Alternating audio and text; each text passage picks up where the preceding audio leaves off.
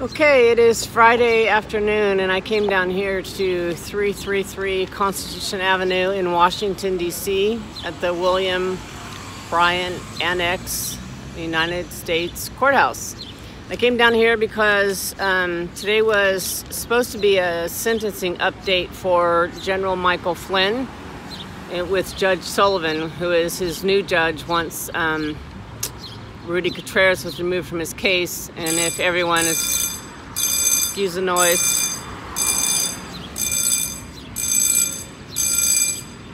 got some cars coming out. So if everyone remembers, Rudy Contreras was involved in the FISA warrant, and he was also a friend of Agent Peter Strzok and Lisa Page, and that was never disclosed in the court or by the special counsel's team. So the case was moved to Judge Sullivan in this court here. Michael Flynn's case, General Michael Flynn's case was. So today was supposed to be a status update, I believe it's called, hearing on sentencing.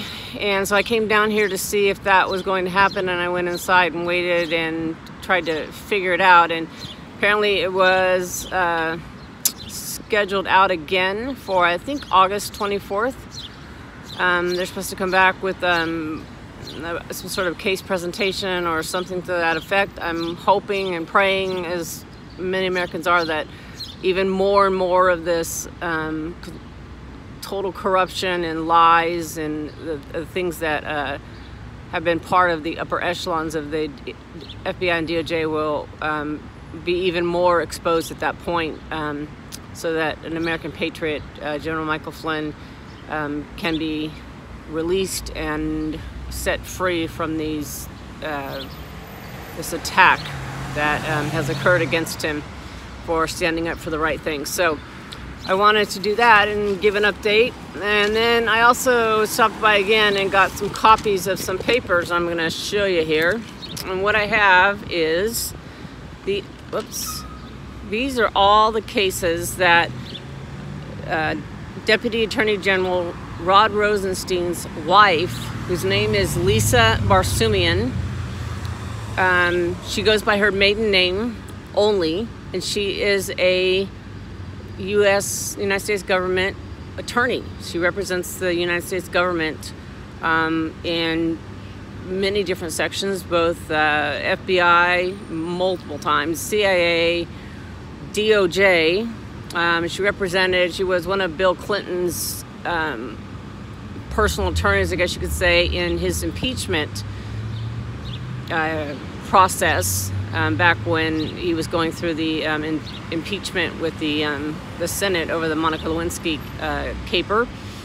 And what's curious about that is Rod Rosenstein, her husband, was actually on the Ken Starr team, the team that was prosecuting or doing the investigation into Bill Clinton. So Rod Rosenstein was on one side, Lisa Barsumian was his defense counsel.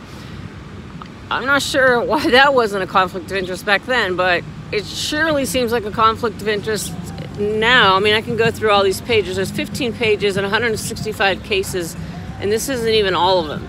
And she has represented the FBI, CIA, like I said, DOJ, pretty much all the presidents.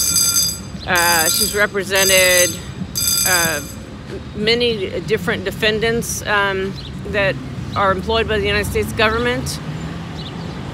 And the list just goes on and on and on. So you would think that would be a conflict of interest or something, at least. Excuse me, their cars are coming out here. It's annoying, but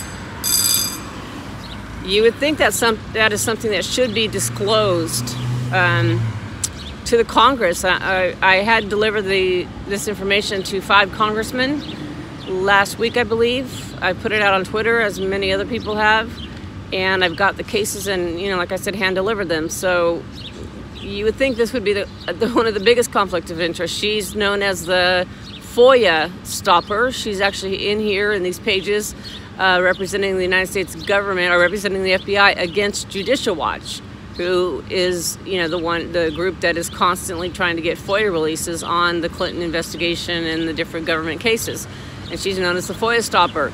So my question is, and was when I turned this information over to some of the congressmen, if she's representing the DOJ as an attorney and her husband, Rod Rosenstein, is the the Deputy Attorney General, who is in conflict with the Congress right now over turning over documents, and her job is to somehow stop or prevent some of the documents from coming out, is that not a conflict of interest?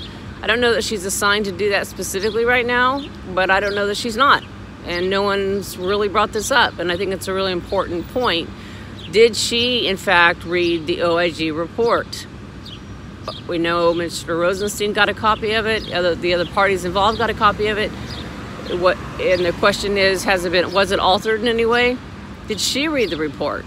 Did she have access to it as representing the Department of Justice? Is she one of the lawyers representing the Department of Justice while her husband is in this conflict and running the Russia investigation and in a conflict with the Congress, who are deserving of the documents? So I think that's a question that we, the American people, it is technically our documents, we, the American people, should know, and I think it should be brought up by Congressman Jordan and Meadows and Gates and Trey Gowdy and Devin Nunes and, the Democrats as well, but they'll never mention it. But it should at least be brought out that this is going on and discussed whether this is a conflict of interest or not. So I just wanted to show you, I could go through all these cases, but it's just, on and on, kind of the same government agencies that she was the personal attorney for. So that's the update here from the courthouse at 333 Constitution Avenue.